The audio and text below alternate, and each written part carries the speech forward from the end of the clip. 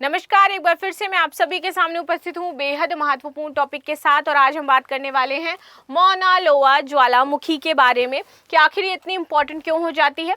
तो पहले आ जाते हैं अपनी न्यूज़ पर। न्यूज़ है हमारी, मंगल पर मिला धरती से भी बड़ा ज्वालामुखी, मौना लोआ से भी ये दोगुनी हो जाती है। इसकी ऊंचाई के बारे में बात करेंगे। नासा ने ये तस्वीरें शेयर करी थी, तब हमें ये जानकारी मिली कि ये ज्वालामुखी जो आपकी 20 किलोमीटर ऊंची हो जाती है मौना लोआ ज्वालामुखी से, और जो कि मंगल पर स्थित है। ठीक है, सो ये तो है मंगल पर जो ज्वालामुखी थी उसके बारे में।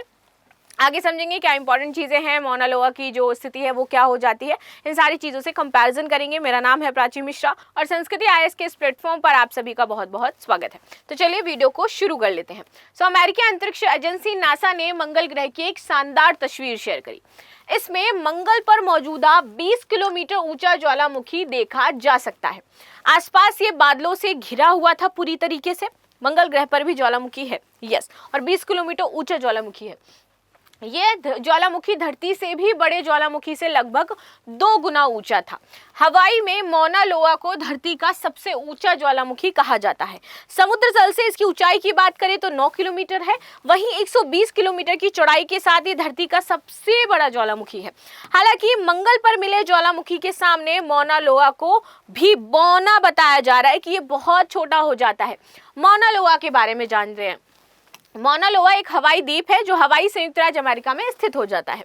ये दुनिया का सबसे बड़ा ज्वालामुखी है जो समुद्र तल से लगभग 4170 मीटर या लगभग 13,661 फीट ऊपर है।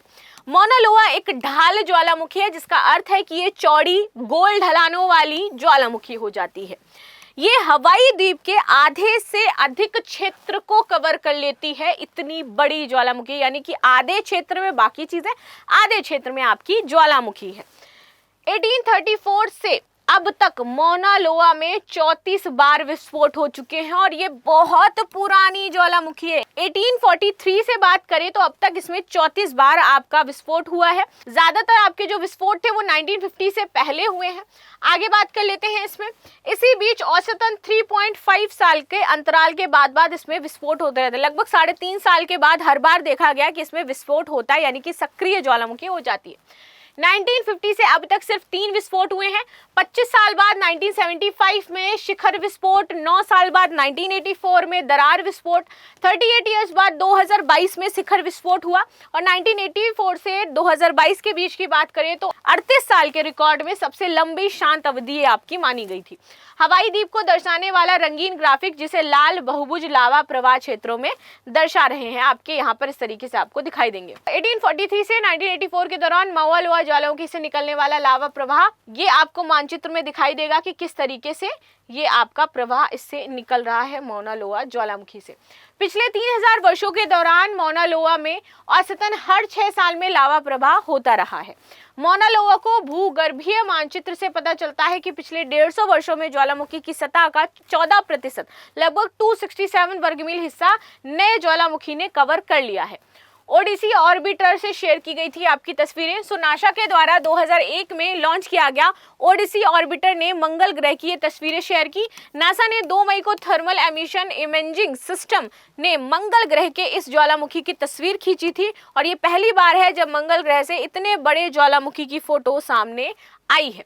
ये यहाँ पर कहा गया कि हमने आर्सिया मास्क में इस उम्मीद से चुना था कि सुबह सुबह हम बादलों के ऊपर ज्वालामुखी के शिखर को देख सकेंगे, और हम इसमें निराश नहीं हुए हैं।